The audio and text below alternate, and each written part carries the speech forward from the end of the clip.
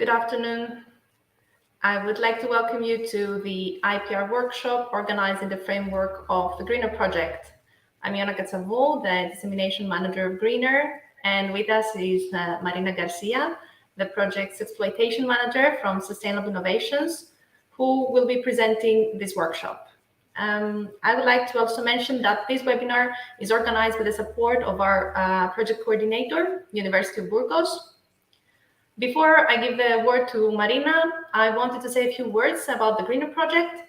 Greener is a Horizon 2020 project that started in 2019, aiming to develop integrated systems for effective environmental remediation. In particular, innovative, efficient, and low-cost hybrid solutions that integrate bioremediation technologies with bioelectrochemical systems are being developed, while pilot tests are used to prove the scaling up feasibility for field applications. Regarding now today's workshop, it aims to provide an overview of the key aspects in the field of intellectual property management for EU-funded collaborative projects focusing in the biotechnology industry, as well as in further collaborative projects focusing on the scaling up of bio-based solutions within the European industry. The session will last for an hour and a half, including a Q&A session right after the end of the presentation. With this being said, I would like to give the floor to Marina. Hello, Marina.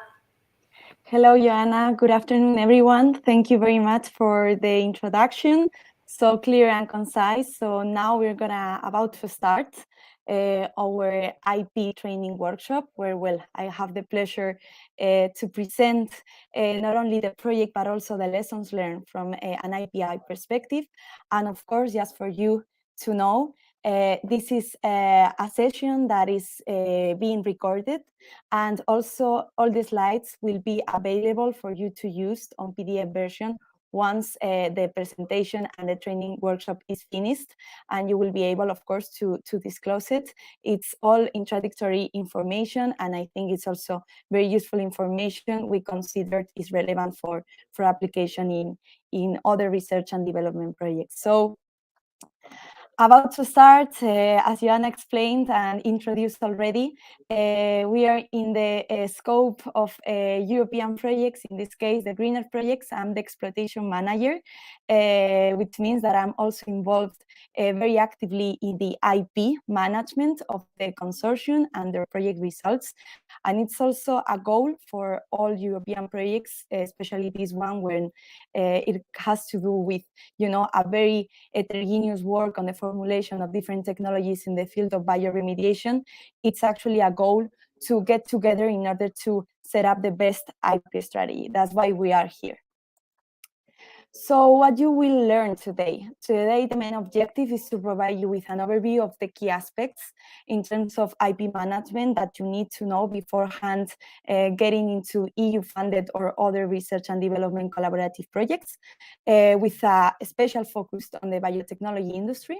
For that, we are going to provide you with an overview on the main IP-related issues that we have encountered as consortia, also the main IP protection schemes you can get use of in order, to overcome these barriers and also to get the most out of it, and give you some tips and hopefully some recommendations in terms of protecting not only the IP background that you already came with beforehand, but also the foreground, which are essentially the IP that is generated within project execution. We consider this as a really important step in order to kickstart any IP practices, not only for you as consortium partner, but also for your future business strategy within your company or within your institution, and also in order to guarantee there's some sort of freedom to operate before you consider any other IP protection scheme. So, what actually intellectual property is? Some little ice-breaking session for the very beginning. I just want you to hear a little bit what you think intellectual property is, or if you had any previous experience on intellectual property. So I'm opening the floor to any comments, any suggestions on how you envision intellectual property, or what is the advantage that you see on intellectual property.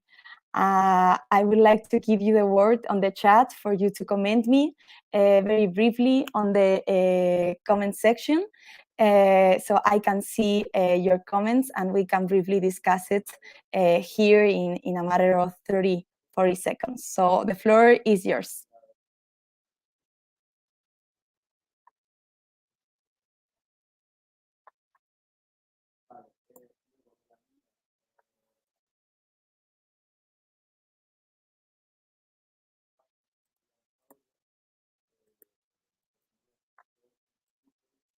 Okay, let's see if I get the first comments.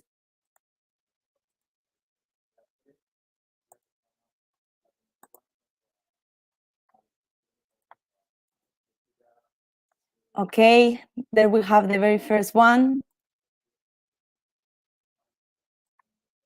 It refers to inventions and how to protect them. Okay, that's a good definition. I would also like, to have a more detailed explanation on that, but that's a good start, definitely. Let's see, we have more comments before going forward.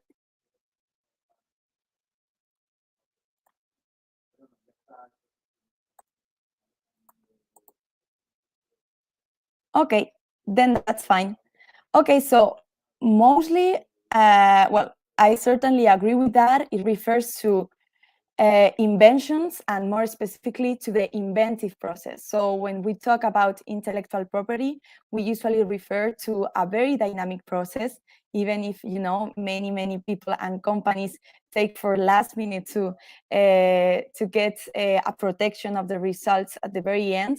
It's something that should accompany the inventive process of the innovation, and it's something that it should be really, really dynamic. So what are the main types of intellectual property, or at least the ones that we are more familiar with? Well, we can classify them between three different types of IP forms. The first ones are the ones registered. Then, of course, we can find other types of IP forms that are not registered, but still can be considered, schemes to protect the results. And then least but not the less important, of course, the soft IP. Those IP protection schemes that doesn't necessarily have to be registered and are considered soft because they belong to the company and maybe, doesn't have to be necessarily disclosed. So, okay, so Sandra is also saying on the chat, IP is not just inventions, there's also creations, literature, design, exactly. So what you're seeing right now on screen, any creation, literature, design, prototype, utility model, it's an invention itself. I wouldn't say that it's, an industrial invention. It has to have technical effect in order to be, it doesn't have to be a patent, or it doesn't have to be a scientific invention to be an invention. Copyrights, creations, literature work are also considered inventions at somehow, because they actually have some novelty itself. We'll see this in later. So these are the three main blocks where we can divide IP. Today, you'll see that we will be focusing way more in some than others, because we are here talking about the biotechnology industry. But for you to know, and I guess some of you are familiar with those that are the most popular ones considered intellectual property rights are patents. Designs can be industrial or not industrial, the trademarks and copyrights. Trade secrets, we'll see them more in depth during today, are not really considered IP rights, but IP forms. And this is because they are not usually disclosed to the public. Trade secrets are not disclosed to the public, but of course they are becoming a very important IP form protection schemes, especially talking to this field.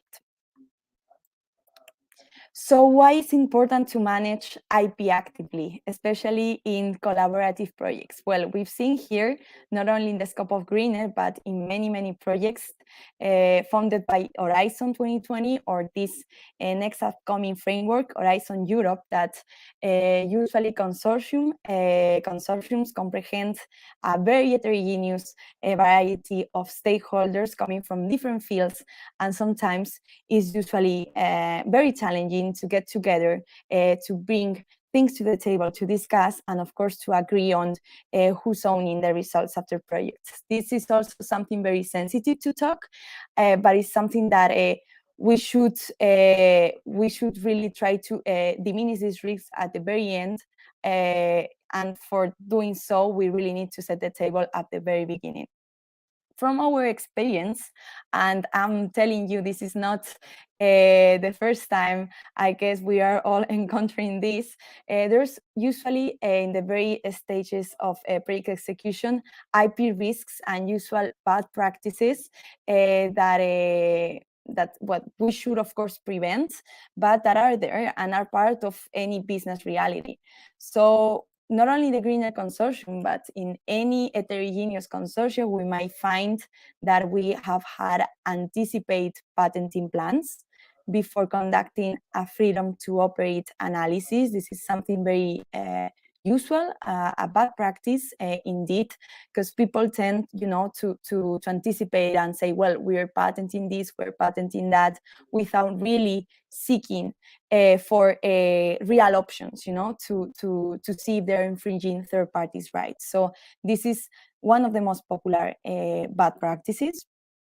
Also, there's usually, especially at the very end, some sort of disagreements on IP ownership of foreground. Foreground is all the IP generated within project execution, and this is something we usually have the experience to have contemplated and to have suffered, I would say, in many consortiums, because IP is not brought to the table at a very early stage, and that's why IP owners do not really discuss on their projects in the very beginning. So I would say this is a big risk that we are encountering at the very end if we haven't discussed it yet.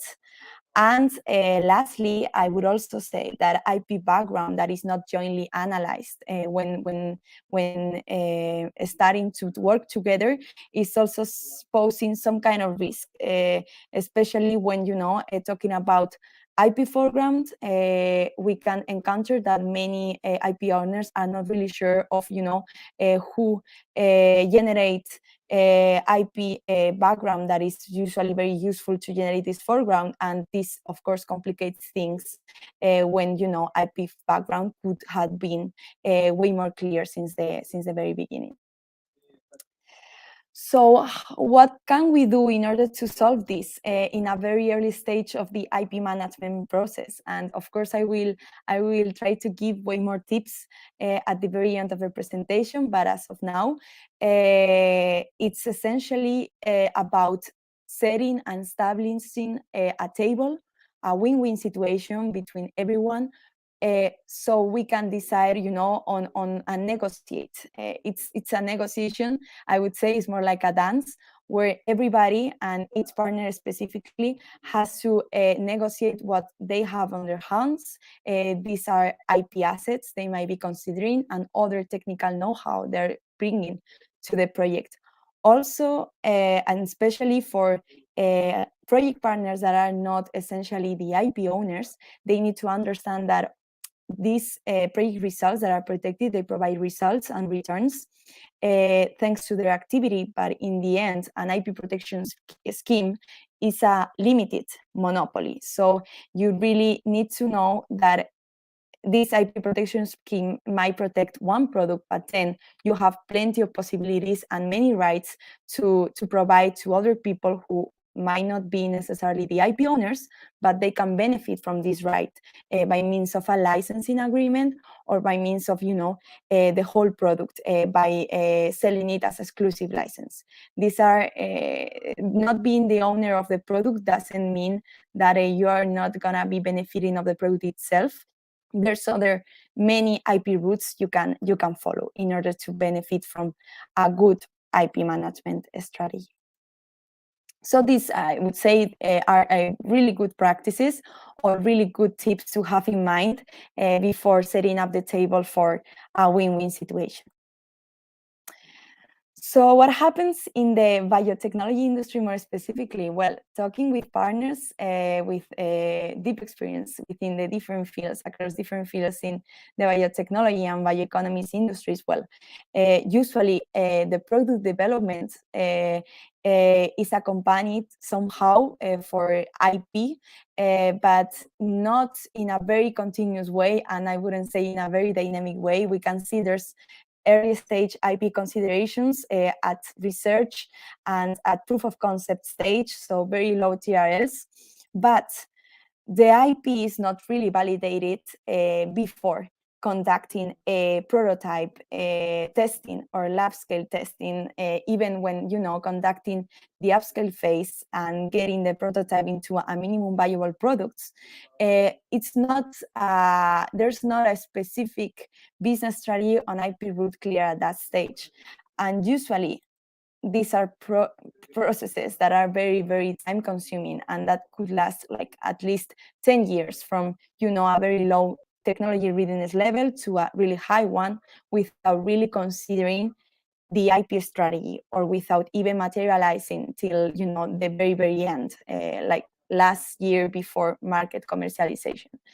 And one of the things that we think is missing here, and I think would, upscale the IP for validation before even prototype testing, it's freedom to operate. So the freedom to operate is a very important concept, especially for this presentation. We'll cover it more or less completely, but it's something that we've seen and we've detected that most projects are lacking. So now your turn. I'm again gonna ask you about what you think freedom to operate is, also called FTO. So I'm opening the chat for any considerations, any comments you want to do at this stage, especially if you have conducted freedom to operate before. So I'm opening the chat for the next 30 to 40 seconds to see if someone has a specific question or wants to say something about the importance of freedom to operate. We'll cover it now.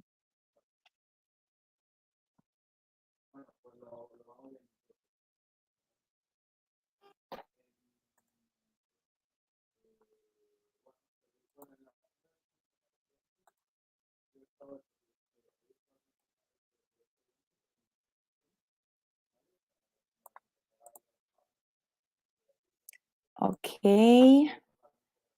No comments for the moment. I will wait just a little bit.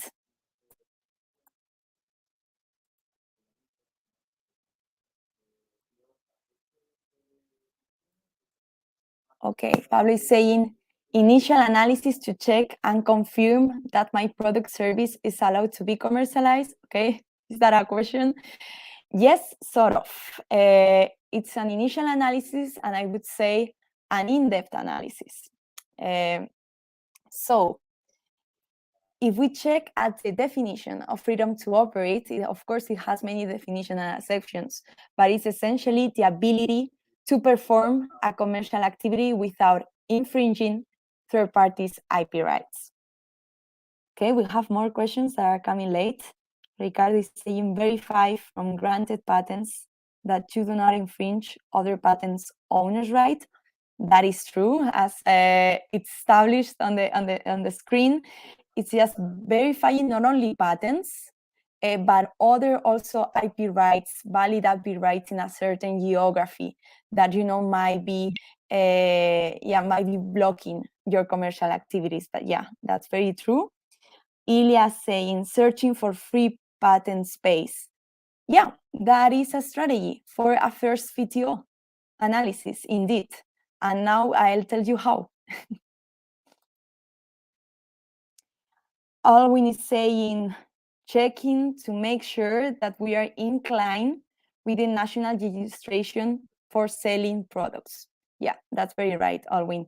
The legal frameworks are taken and are being considered here and are actually really important. You might have freedom to operate in terms of there's not a linked patent or there's no patents infringing your activity in that certain geography, but you might encounter some problems from a legal perspective. So of course, on that VTO, must be clear that the legal framework is absolutely very, very relevant for the claims of your patents, I would even say.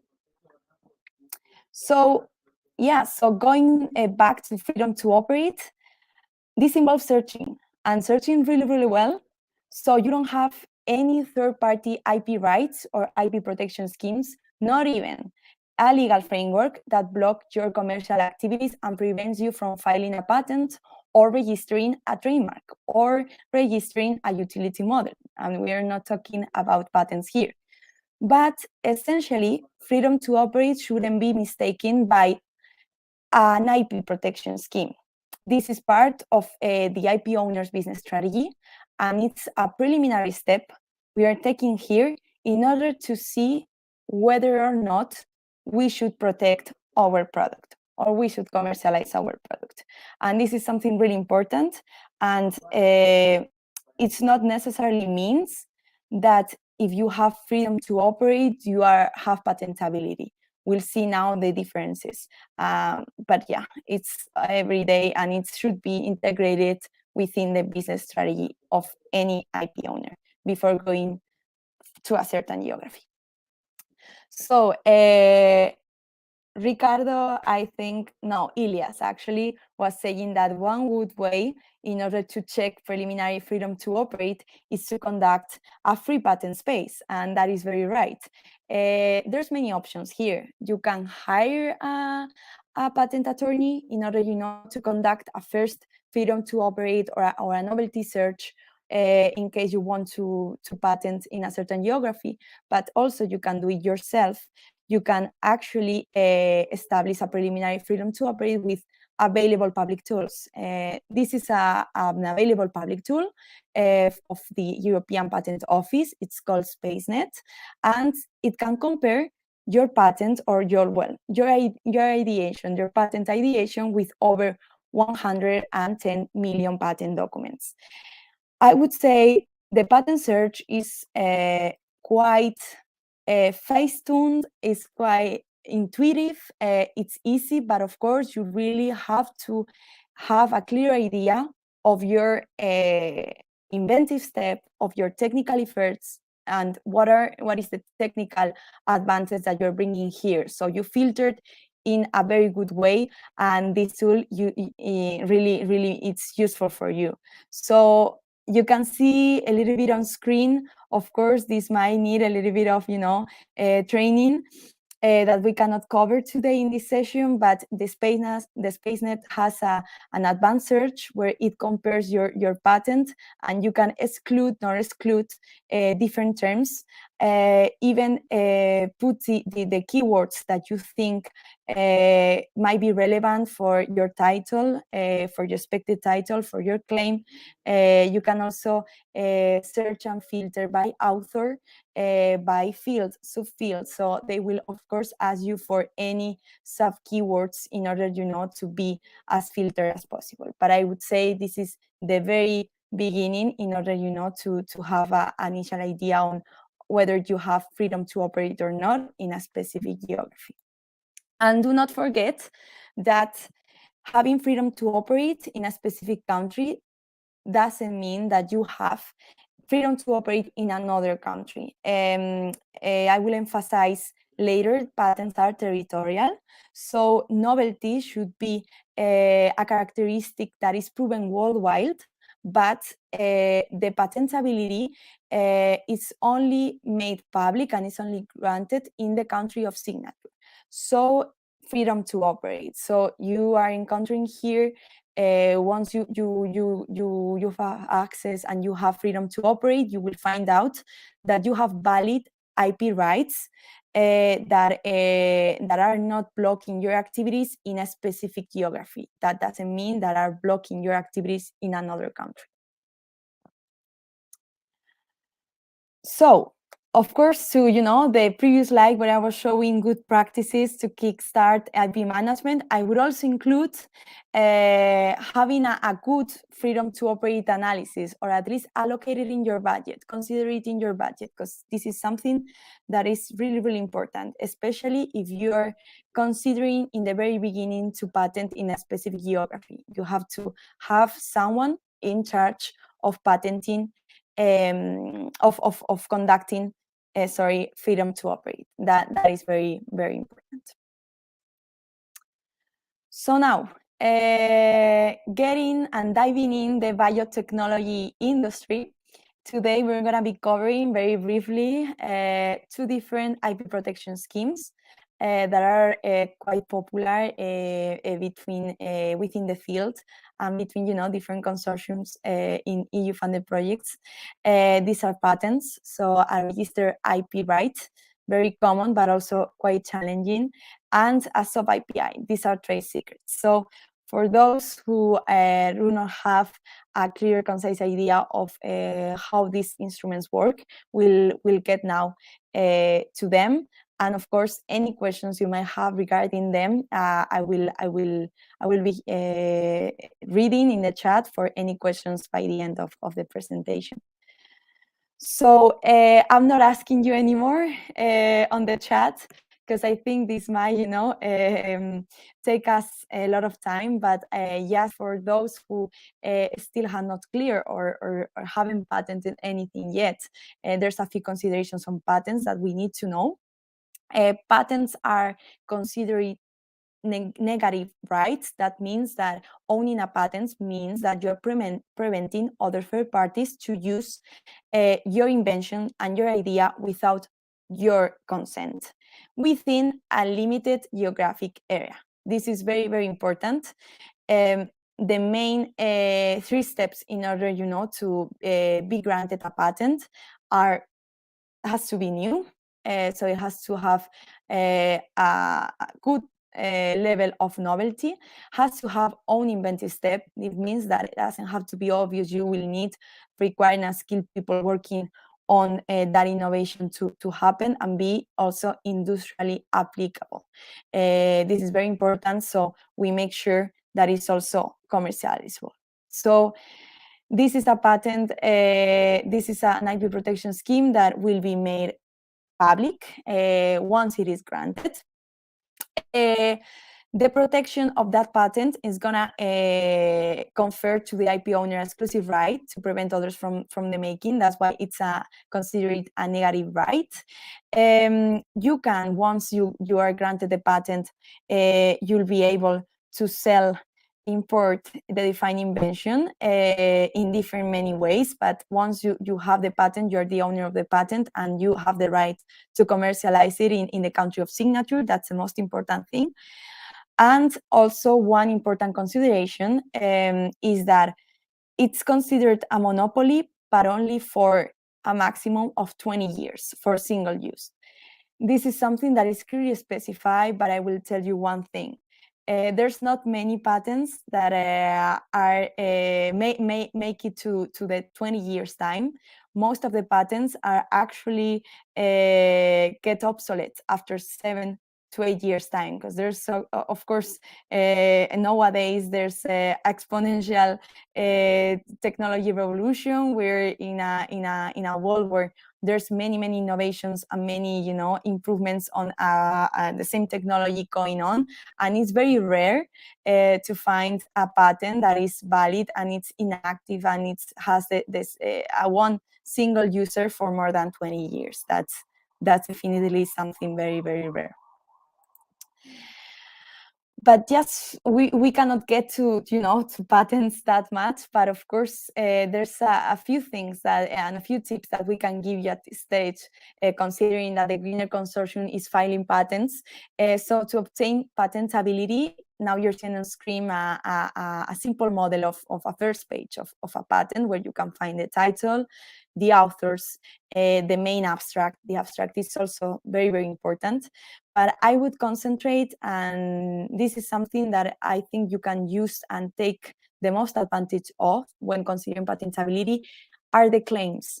The claims are the part of the patent document where you should define in a clear and concise way the technical feature of your invention. This is something stated by the Article 84 of the European Patent Convention, and this means that you usually have to prove and the technical effort towards the prior art that already existed for that specific invention and for that specific industrial applicability. That essentially proves novelty. So you should link the technical features to the technical solution. So the patent itself is a vivid, live document, living document of the resulting advantage of your product. This might seem very obvious, but it's not as obvious. There's many claims that are more focused on what has been made before, or what we're thinking to achieve in 5-10 years time, than rather to what's the competitive advantage that we're bringing. And we should be really, really concise on that. So that's a tip. A tip for first filers, first of all, is that, well, you shouldn't worry that much on how perfect your first filing should look like. Of course, you should take it very seriously, but I would recommend you and have a few considerations towards a first filing. First of all, is that if you're thinking to patent something, that means that you really think, well, your invention is very novel, no matter the geography, and has industrial application. I wouldn't make it public. So I would first consider how to file it, or have a first draft of a patent filing. With this very first draft of a patent filing, you actually don't have to need any experimental results disclosed. Of course, the more concise, the better. But many companies filing forms, filing patents and patent drafts, are actually taking advantage of the first filing by conducting a preliminary analysis on how the experiment results should look like, file it to a specific patent office, and in return, they're receiving a search report. This is a first official opinion that is very useful for you to prepare for a second filing that might be, the definitive one, with all the feedback that you received, and that already includes the experimental results that you have to explain very well in the claims. So at first filing, I wouldn't concentrate that much on experimental results, but of course I would include all the relevant prior art and what is the technical effect that your invention is proving. And of course, try to choose very carefully at this stage, after conducting FTO, the patent route that you are following, whether to file it in a national office or going to for the EP or PCT route. You really should consider it at a first filing stage and not at second filing. That's something you really have to. So I wouldn't concentrate very much on this scope, but I think it was very, very important and a good insight for today's presentation. This is the classical stage gate model. It's a very popular model, especially focusing, on how the innovation process and innovation management evolves, considering, of course, depending on the phase of innovation, it links it to the different gates of disclosure.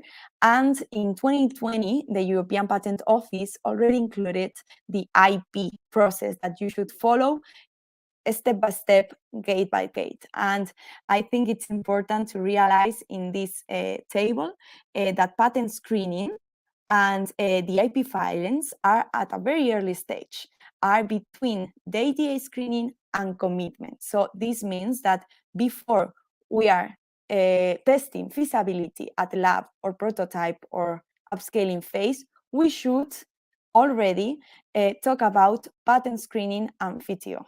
And that's what I wanted to show you this table, which I think is very, very interesting. So again, I'm saying it again, patents are territorial, but of course, novelty has to be proven worldwide. Then maybe we can talk a little bit more about, how you can protect this novelty with the freedom to operate. But essentially, you have to know that a patent will only be valid in the country or countries of signature. And for that, of course, it's very important to select the IP route in a very, very early stage at first filing. So that was time up for patents. Now we are talking more and a little bit more about trade secrets, because trade secrets are also considered a very important and popular IP protection scheme that are not really that are actually not rare. These are very popular, but are not as famous, I would say, as patents, because of course these are not disclosed to the public, but still they're very used in the biotechnology field, and people tend to face many challenges when agreeing on joint trade secrets. When a company has a trade secret, then that's fine. There's a company policy, there's a secret policy, but when a trade secret is shared between two or more partners, that's where, issues are encountered. So in the definition of the WIPO, a trade secret is considered a form of IP, not an IP right, but protecting confidential information which might be sold or licensed. So for qualifying a trade secret as a trade secret itself has to have some sort of commercial value, not only industrial value. Of course, it is limited to a specific group of persons. And here is where, there's a thin line, because we're not talking about companies or institutions. We're even talking about persons. And usually we'll see trade secrets are more shared between legal and natural persons than companies instead. And there's a specific process of steps that need to be taken in order to not only define the trade secret holder, but also on how to establish joint agreements that can actually protect this trade secret, and also decide whether to not disclose information at a later stage. That could happen. Trade secrets are not forever. So that's something, of course, we have to consider. So there's a specific directive of the European Union that specifies really clearly who the trade secret holder is. Doesn't have to be a company. So it means any natural or legal person that is legally required to control the trade secret itself. This trade secret cannot be publicly owned and has to be controlled by people, the trade secret holders that really protect the idea.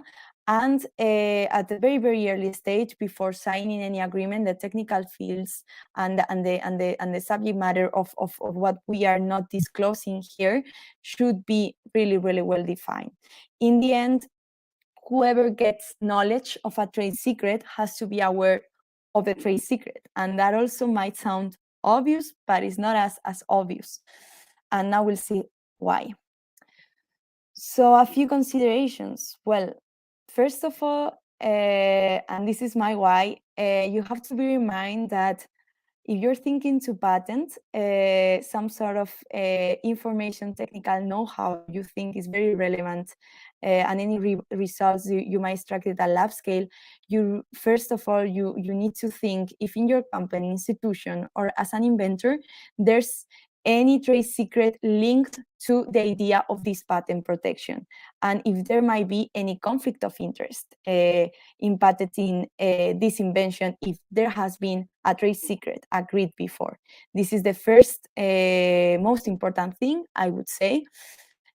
Also, you have to be in mind that in case you are storing this trade secret or some technical know-how associated to this trade secret electronically.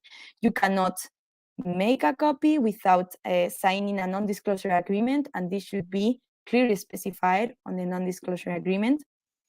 Also, at this stage, at specifying in the agreements, you really have to define the data rooms with the different levels of access. There might be several trade secret holders, but not all of them might have the same level of access. So this is also something that we should consider, and also take into account that between the time of patent filing till the patent gets granted, the information contained within that patent is considered a trade secret.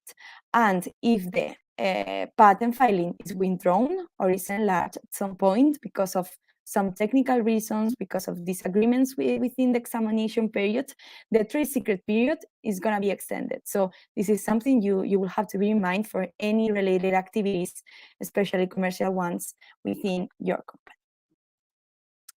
So when handling trade secrets, what are the means that we can take advantage on to formalize trade secrets? The most important ones are non-disclosure agreements, which should contain all the information above, at least, or non-competent agreements. These are less common. These are agreements mostly linked to links of not disclosing the confidential information between a company and their employees, but are very similar and have more or less the same nature. You should also know what is the prior knowledge and the future knowledge you're going to be generated thanks to these trade secrets. And also, again, something really important, that's why I outline it.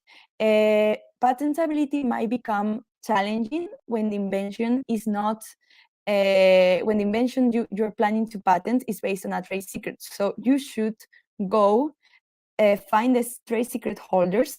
If they're in your company, of course, you might probably be one trade secret holder, because otherwise you wouldn't know there's a trade secret. So you should negotiate with your trade secret holder whether to know this could be a patent in the future.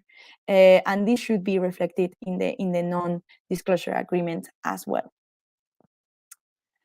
So what is the main mean or materialization of a trade secret in collaborative projects? I wouldn't say it's a pure trade secret, but within research and development collaborative projects, we usually take advantage of consortium agreements in order to, share the information within project execution and share different project results along the way.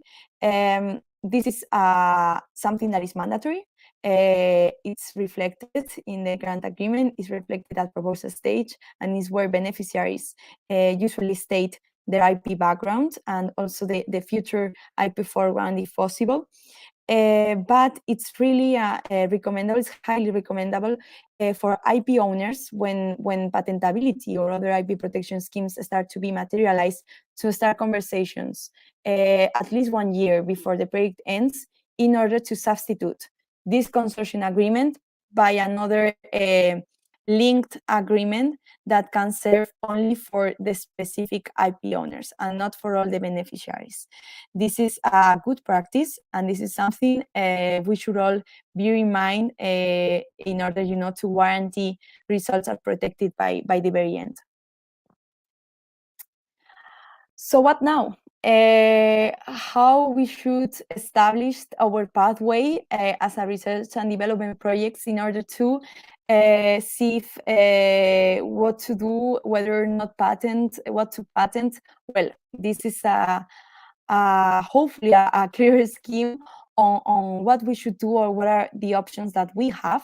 First of all, and as a recap, I would ask myself and I would ask the IP owners if this invention or if this project result is patentable or not. For that, I would go to a skilled advisory board or a skilled personnel who's in charge and has actually the skills and expertise to do so, in order to see if this is patentable or not patentable. Usually the advisory board can be a patent attorney, can be a beneficiary in your consortium who has experience in patent filing. So they might materialize, or they might produce a patentability report, or conduct a novelty search or a free TO in order to know if, one, the patent is novel, the invention is novel, it has some novelty characteristic, and if it has inventive step, and of course industrial applicability. So once you know this and you have a preliminary idea of that on your patentability report or your novelty search, then you're ready to file or start a first draft on a patent filing, and only if you have really clear that this could be an option. If not, you can commercialize it either way. But of course, you'll have to be aware that there might be other things that might be infringing you to have freedom to operate in the specific geography. So again, it's not only about patentability, it's also about freedom to operate because of legal reasons, because national regulations, because of very harsh competition in that specific country.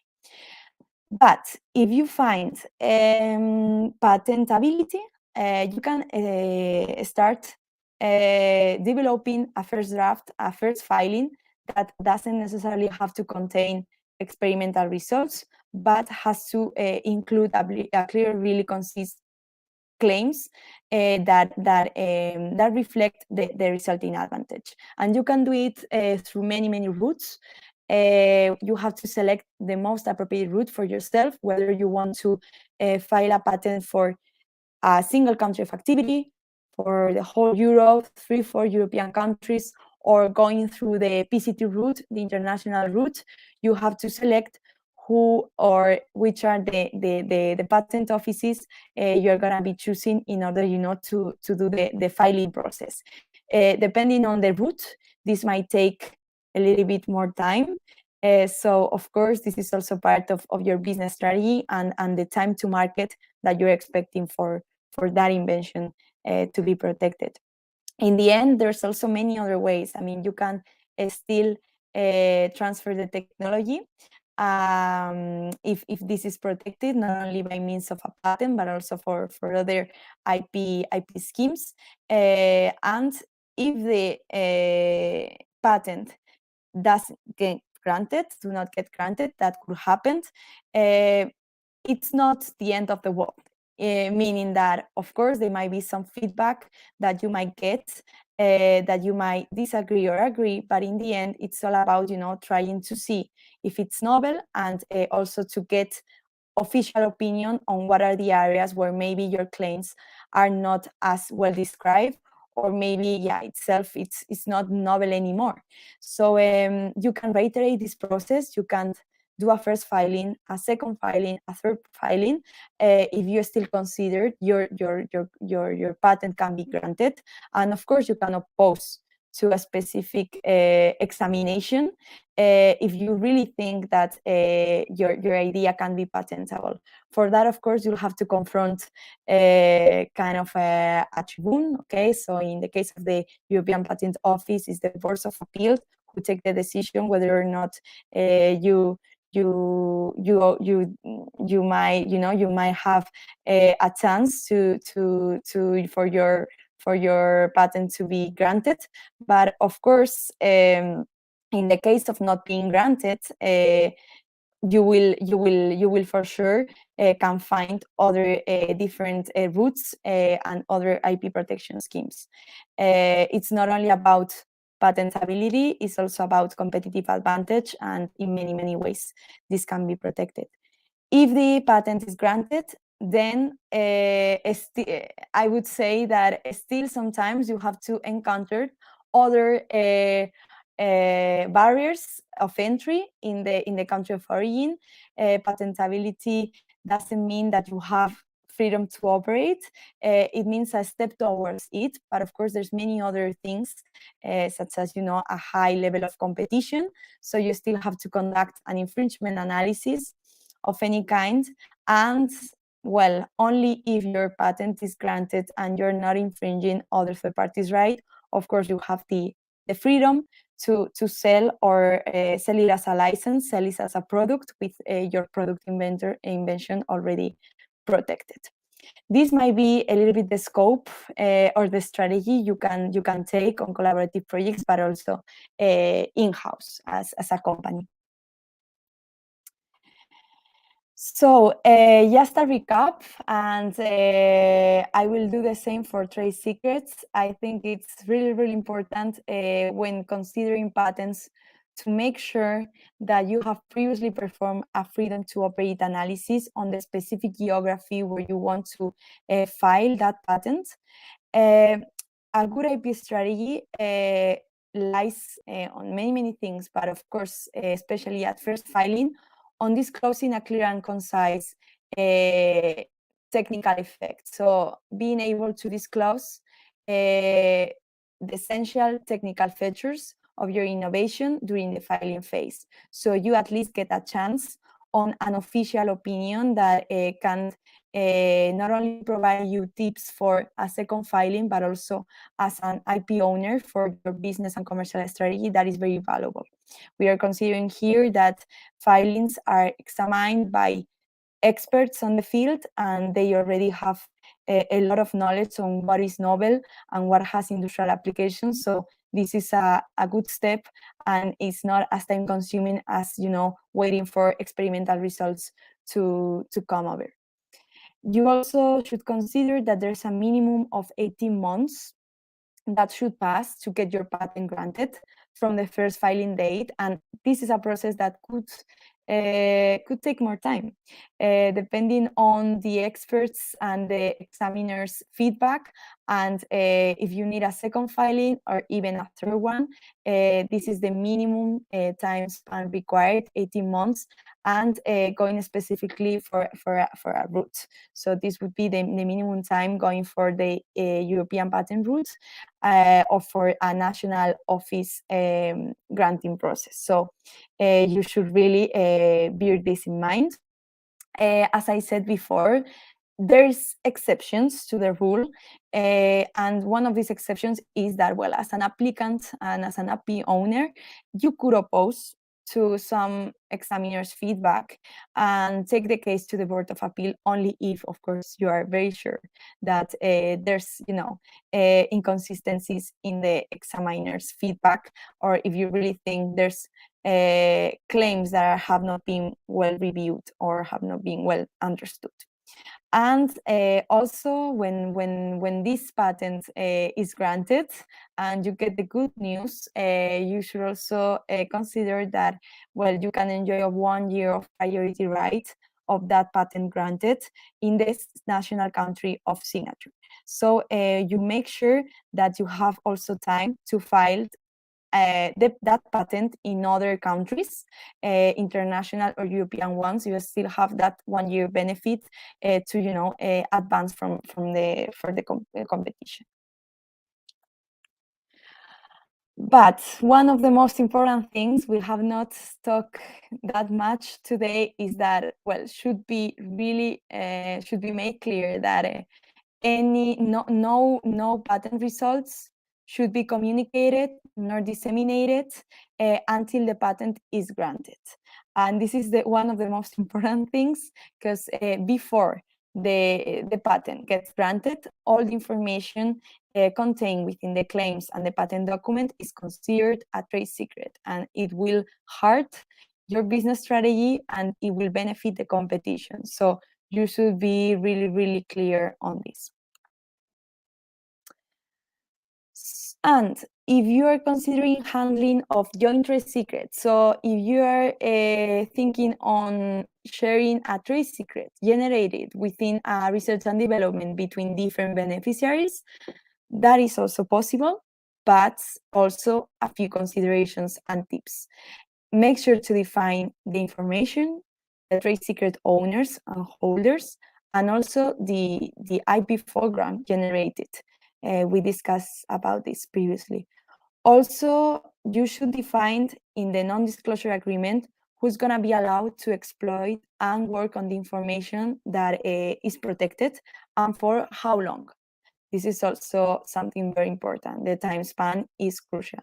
And at a certain time, you should discuss with the rest of trade secret holders if there's an idea or a future of patent protection, if this might be an option, especially when considering that we are working on our Horizon Europe or H2020 projects. This is something that is very interested, and the European Commission encouraged you to do so. So I would say these are the three main tips when handling joint trade secrets. So now, best practices, just to wrap up a little bit the training session of today. The best practices that we can share with you within the scope of the Greener project, and we really think this might be relevant for people who, of course, and companies and institutions who are considering to write down a proposal or a good business strategy. In Greener, we have followed a two-step process in order to set up the table, that win-to-win situation for everybody. And this is something that, of course, must be done at a very early stage. But if it's not done at a very early stage, I would recommend to do it anyway. It's never late to do so, and I think it's a good exercise for all projects, especially those which are very heterogeneous. So this two-step process is comprised by two main important things. The very first one is the IP background. So you should first go to your consortium agreement, see what is the IP background specified for each one of the beneficiaries, and ask the whole consortium. And you can do this by means of a training workshop or within general assemblies. What's in your pocket? What do you bring? And this might get very sensitive, or this might get very obvious, because at this stage you should have read the whole grant agreement. But it's very nice, and I think it's a very nice exercise to refresh many concepts people are not very familiar, such as the IP assets. The IP assets are all the know-how, technical know-how. Doesn't have to be patents. Previous patents can also be know-how. Trade secrets, of course, if this can be disclosed, and because of the consortium agreement, and any databases that you are using and are providing value to the project execution. So who's the owner and who brings it and who owns it? Normally, the one who brings it owns it, but still this has to be specified. Also, it's also the time to establish the access rights. So present different scenarios. Also, you need to have really clear the level of access you are providing to this IP background, until what extent this IP background is bringing value to the results. And of course, these results can be exploitable, but not all partners can, doesn't have to have access. But this should be very materialized at this point.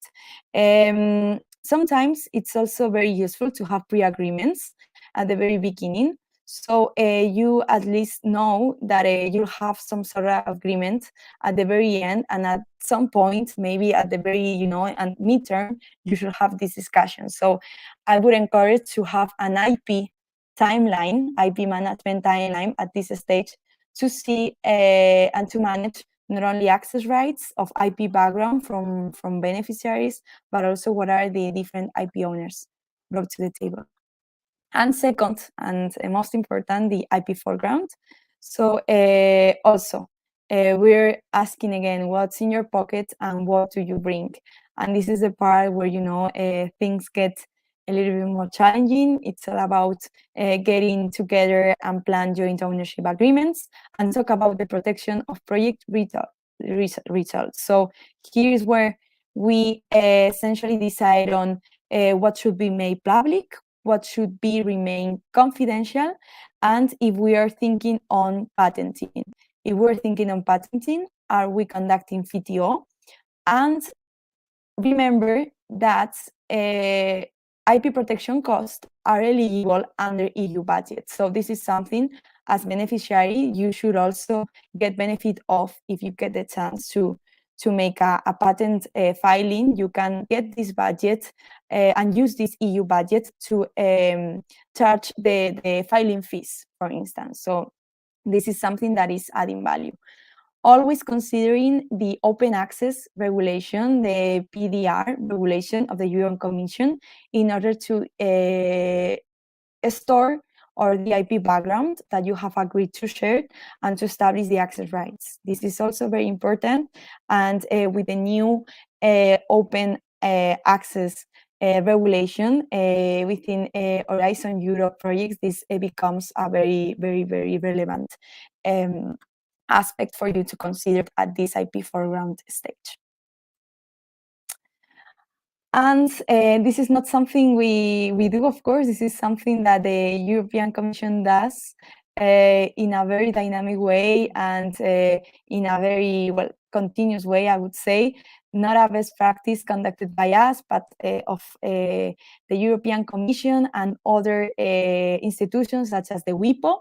And the WIPO, the World Intellectual Property Office, and the EPO.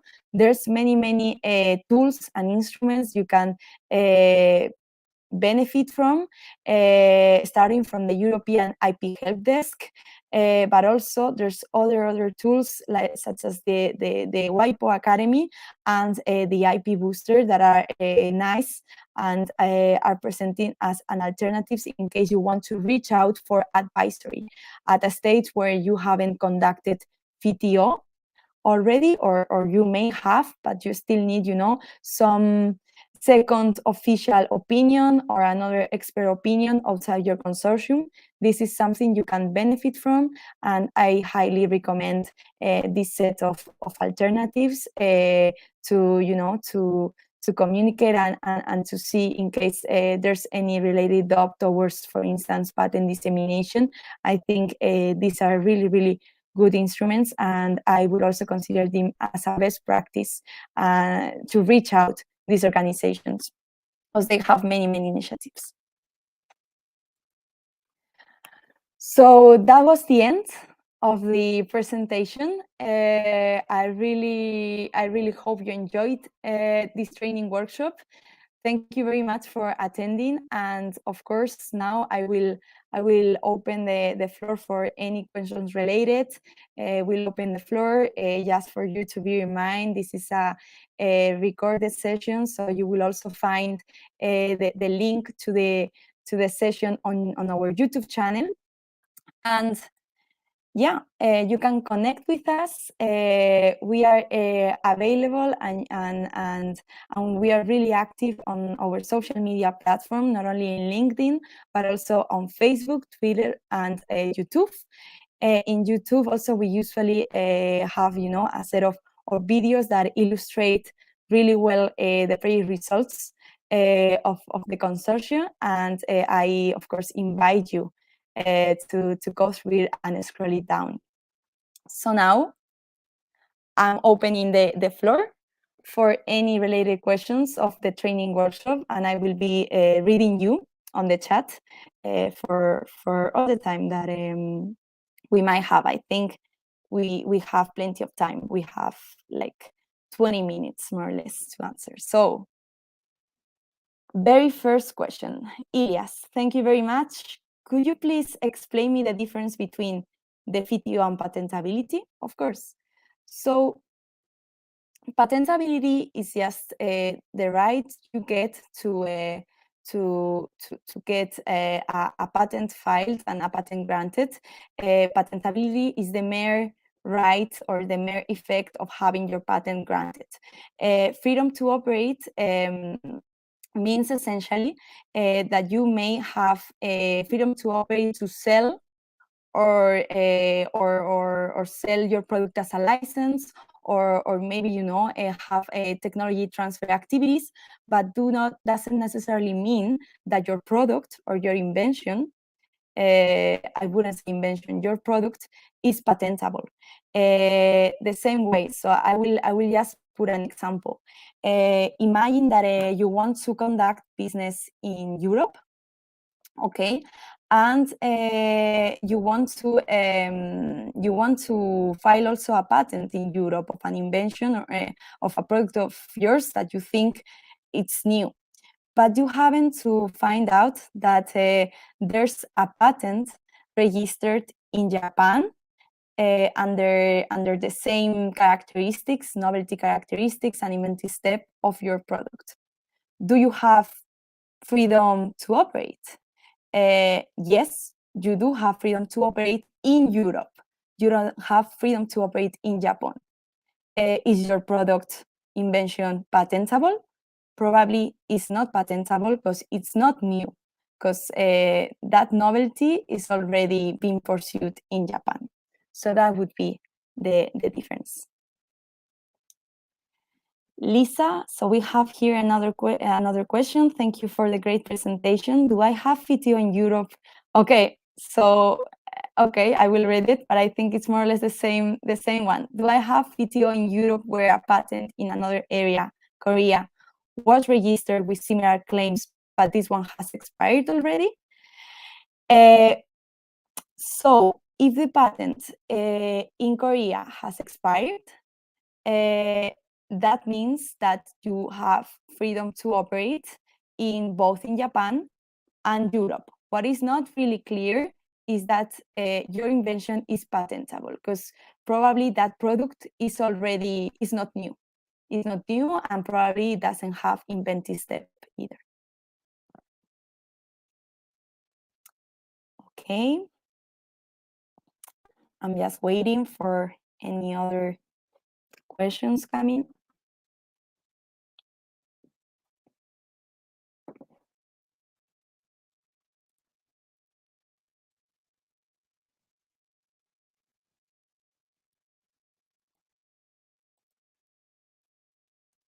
Okay, we see there are no more questions on our way.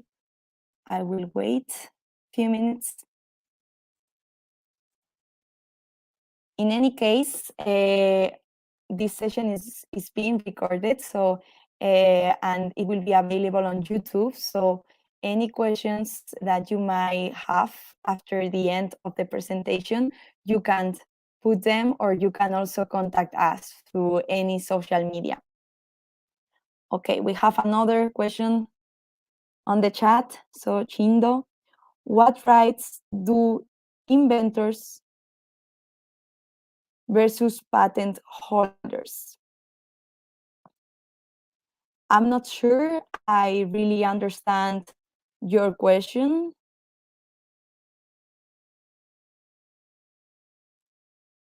So patent holders are inventors themselves. Actually, if you think of a patent holder, this is the author that is going to be appearing on the patent document, and it's the same concept an inventor. They usually refer to a patent holder to make it clear, but the inventor should be the same one than the patent holder. It's actually the same one, and they have the rights to prevent others to use their invent unless they want to sell it as a license or as a product. So I would say both inventors and patent holders are the same thing. But in case of doubt, you can always refer to the patent document, the very first page. Once it is made public, you will get that information of both the inventor and the patent holder. Yeah, welcome.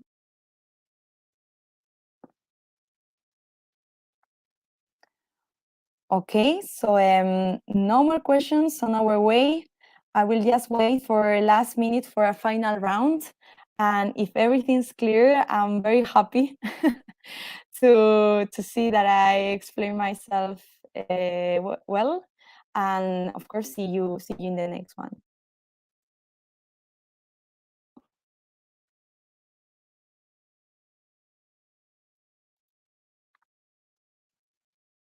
Okay, so now I think we can close the training workshop. Thank you very much all for attending. I will be reading you on the comment section, and of course, any related issue or any kind of piece of information you want to know about what we're doing in the Greener project, please do not hesitate to contact us. Thank you very much.